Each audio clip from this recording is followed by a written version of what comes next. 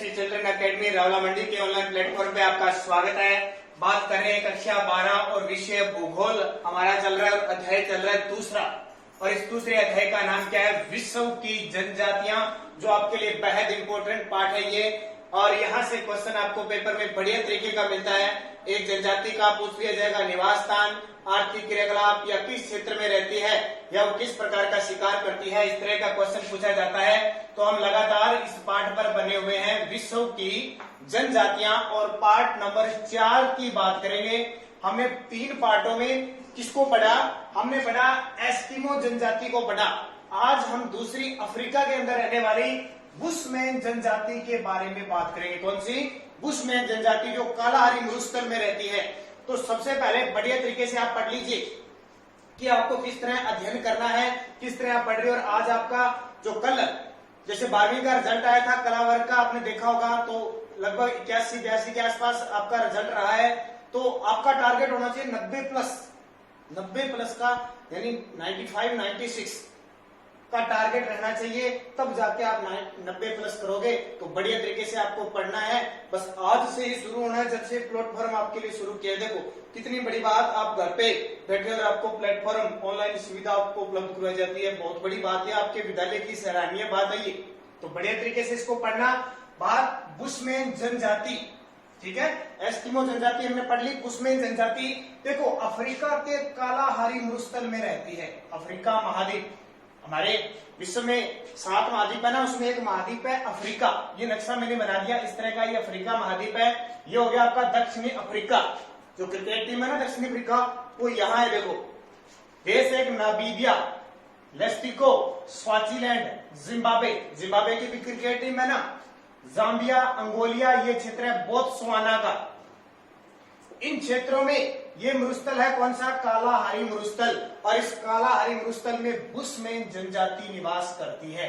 जनजाति का मतलब क्या होता है?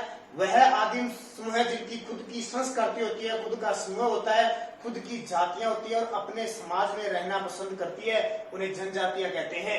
तो बुशमैन का निवास क्षेत्र इस कालाहारी मरुस्थल में, इस बुशमैन को रब्बी और बसाखा के नाम से भी जाना जाता है। अलग नाम है, कहीं बुशमैन कहते हैं, कहीं रब्बी कहते हैं, कहीं बसाखा के नाम से जाना जाता है। और ये रेती कहां पे? ध्यान रखना 23.5 डिग्री मकर रेखा।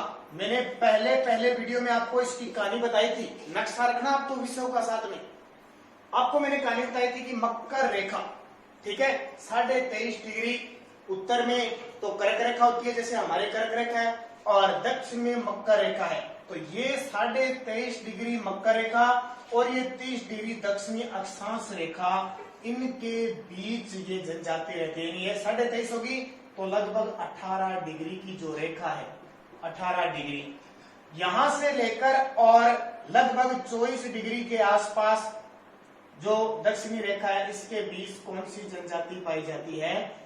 बुशमैन जनजाति पाई जाती है। ये महाद्वीप कौन सा है? अफ्रीका महाद्वीप। अफ्रीका महाद्वीप में कौन सा मरुस्थल है? कालाहारी मरुस्थल। कौन सा? कालाहारी मरुस्थल। जैसे हमारे थार का मरुस्थल है ना, वैसे यहाँ कालाहारी मरुस्थल है। और इस मरुस्थल में बुशमैन जनजाति निवास करती है। इस बुशमैन जनजाति के अन्य नाम है, इसे रब्बी, बसाखा भी कहा जाता है। और ये बोत्सवाना, जाम्बिया, अंगोला, नामीबिया, इन क्षेत्रों में निवास करते हैं। देखो शारीरिक संरचना इनकी कैसी है? देखो अलग अलग क्षेत्र में अलग अलग लोग रहते हैं। उनकी शारीरिक रचना, कहीं तो कद लंबा होता है, कहीं नाटा होता है, कहीं चौड़ाई वाले होते हैं, कहीं कमजोर होते हैं, कईयों की आंखें बड़ी होती है, कईयों की छोटी होती है, कईयों के जबड़े बड़े होते हैं, दांत बड़े होते हैं, ठीक है, नाक बड़ा होता है, चपटा होता है। अलग अलग शारीरिक संरचना होती है इन जनजातियों। तो शारीरिक संरचना, नाटा कद होता है इनका, तो नाटा छोटे होते हैं। निग्रिटो जाति के समरूप है। निग्रिटो एक जाति है, उसके समरूप इनकी आकृति दिखाई देती है। जबड़े और मोटे होठ बाहर निकले हुए नहीं होते हैं। जबड़े मोटे होते हैं, होठ भी इनके मोटे होते हैं, लेकिन फिर भी बाहर निकले हुए नहीं होते हैं। उसके अलावा देखो इनकी आंखें चौड़ी नहीं होती है। इनकी आंखें चौड़ी नहीं होती है, इसका मतलब छोटी होती है और एकदम मानव आकृति के साइज के हिसाब से होती है। निवास क्षेत्र, अब मैंने बता दिया आपको, नक्शा बना दिया बढ़िया तरीके से, और आपकी किताब में भी ये दे रखा है, इसको बढ़िया तरीके से पढ़ लेना।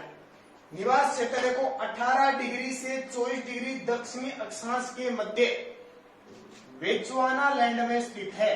18 डिग्री ये बना दिया मैंने, और ये 24 डिग्री, इसके बीच का जो क्षेत्र है उसको क्या कहते हैं, बेचुआनालैंड कहा जाता है।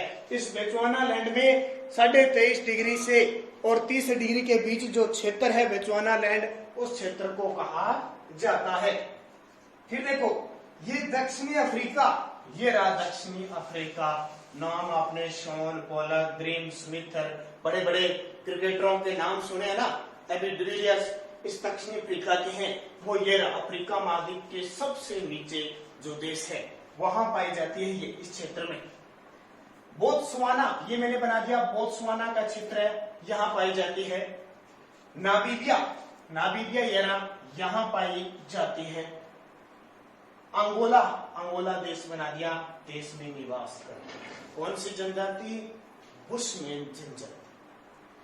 कालाहारी मरुस्थल के बारे में बात करें तो कालाहारी मरुस्थल, ये क्षेत्र कालाहारी मरुस्थल का है, मैंने बता दिया। समझ लें इस बात को, अर्ध उष्ण कटिबंधीय है। अर्ध उष्ण का मतलब होता है कि कटिबंध उष्ण में आता है, लेकिन कुछ भाग इसका नीचे और ऊपर साइड में भी आता है, वहां कुछ नमी भी होती है इस मरुस्थल में। तापमान अधिक होता है क्योंकि मरुस्थल है, जैसे धार का मरुस्थल है अपने जिले में, देखो तापमान बहुत रहता है ना, और रात के बाद ठंडी होती है। अगर दिन में तापमान बहुत ज्यादा रहता है तो रात क्या होती है, ठंडी होती है, तो रातें ठंडी। ग्रीष्म काल लंबा, अब देखो हमारे ग्रीष्म काल कितना लंबा चल रहा है, मार्च से चला था, मार्च अप्रैल मई जून, अक्टूबर में जाके ठंड पड़ने लगती है, थोड़ी थोड़ी लंबा है ना। और सर्दी दिसंबर जनवरी इतनी रहती है सर्दी, तो वैसे इनके भी है। ग्रीष्म काल लंबा और शीतकाल की अवधि छोटी होती है, ठीक है। इसकी खासियत है कालाहारी मरुस्थल की, अर्ध उष्ण कटिबंधीय क्षेत्र है, तापमान अधिक होता है, रातें ठंडी होती है, ग्रीष्म। क्वेश्चन आ जाए कालाहारी मरुस्थल के बारे में बताइए, तो आप क्या लिखोगे कि कालाहारी मरुस्थल अफ्रीका महाद्वीप में स्थित है, वहां बुशमैन जनजाति पाई जाती है, वहां अर्ध उष्ण कटिबंधीय क्षेत्र कहलाता है वो, तापमान अधिक रहता है लेकिन रातें वहां की ठंडी होती है, ग्रीष्म काल लंबा होता है और शीतकाल की अवधि छोटी होती है। अगर ये क्वेश्चन आ जाए, फिर आपसे क्वेश्चन आ जाए कि बुशमैन जनजाति कहाँ निवास करती है, तो आप पेपर में क्या लिखोगे, बुशमैन जाति अफ्रीका महाद्वीप के 18 डिग्री से 24 डिग्री दक्षिणी अक्षांश के मध्य बेचुआनालैंड में स्थित है, ये बात लिखोगे। और किन किन देशों में है, अगर देश पूछे तो आप बताओगे अफ्रीका, दक्षिणी अफ्रीका, बोत्सवाना, नामीबिया, अंगोला देश में निवास करती है। तो बढ़िया तरीके से इस चीज को पढ़ना है, नक्शे को देखना है, ताकि आपको सारी चीजें समझ में आए।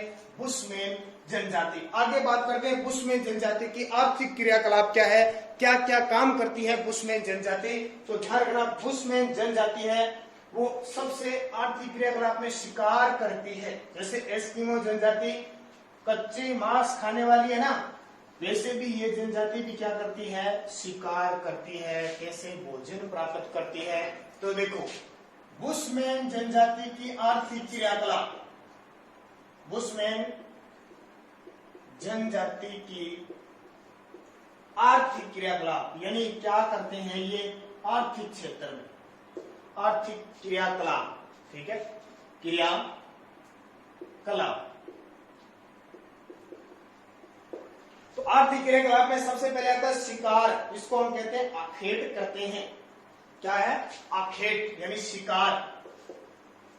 मुख्य व्यवसाय क्या हो गया आर्थिक क्रियाकलाप, मुख्य व्यवसाय आखेट करना, शिकार करना।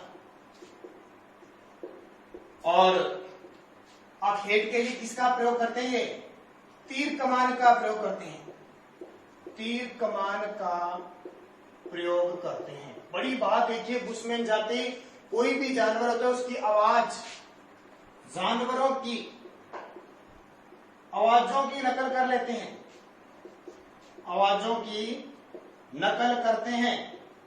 कौन है बुशमैन जनजाति, आवाज। जैसे मान लो इनको अगर किसी लोमड़ी को बुलाना है, हाथी को बुलाना है, तो उसकी आवाज करेंगे, आवाज करेंगे, हाथियों को लगेगा कि कोई संकट आ गया हमारी जाति पे, तो वो सारे इकट्ठे होंगे, एक दो इकट्ठे आएंगे, तो ये पीछे से एक दो बच जाते हैं, उनका शिकार कर लेते हैं, नकल करते हैं। तोते वगैरह की सब प्रसिद्ध है। और ये क्या करते हैं, कीचड़ में कीचड़ होता है ना, कीचड़, कीचड़ में बैठे रहते हैं, शिकार करने के लिए इतने निपुण होते हैं।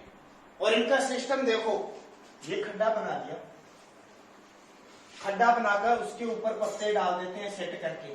बड़े जानवर का शिकार करते हैं ना, जब जानवर का, बड़े जानवरों का अगर शिकार करना होता है तो एक बड़ा सारा जंगल में तो रहते हैं, बड़ा सारा ये बना दिया खड्डा, इतना गहराई से कि जानवर निकल ना सके, यहाँ पत्ते लगा दिए। और सारे क्या करेंगे, समूह में तो रहते हैं। एक जानवर जैसे मान लो हाथी को या गेंडे को है, ये क्या इधर भगाते हैं, सारे भगाते हैं और उसको इस स्थान पे ले आते हैं जहां ये खड्डा बनाया, इस स्थान पे लाके यहाँ लाते हैं। तो वो बड़ा होगा, गेंडा हाथी होगा, बड़ा जानवर होगा, तो उस पत्तों के अंदर से यहाँ अंदर चला जाएगा। और यहाँ ये क्या करेंगे, अब वो हाथी है या गेंडा है, बड़ा जानवर है, वो निकल नहीं पाएगा और ये अपने हथियारों से क्या करेंगे, उसको छेद देंगे, उसको उसका शिकार कर लेंगे और फिर काट काट कर उसका मांस बाहर लेंगे, जो खाने के काम है आता है। तो ये इनकी शिकार करने की अलग अलग विधि है। गड्ढों में गिरा लेते हैं, विषाक्त जल पिला देते हैं, नकल करते हैं, ठीक है। तो कल के वीडियो में पढ़ेंगे भोजन इनका क्या है, वस्त्र इनके क्या है और इनके क्या चीजें, सारी चीजें, निवास गृह कौन से हैं, औजार कौन से, बर्तन कौन से उपयोग करते हैं, उनके बारे में पढ़ेंगे। तब तक आप इसको बढ़िया तरीके से पढ़ लेना, क्योंकि आगे जैसे जैसे हम चलते जाएंगे आपका अध्ययन बढ़िया तरीके से होता जाएगा, तो आपकी तैयारी अच्छी होती जाएगी। तो धन्यवाद।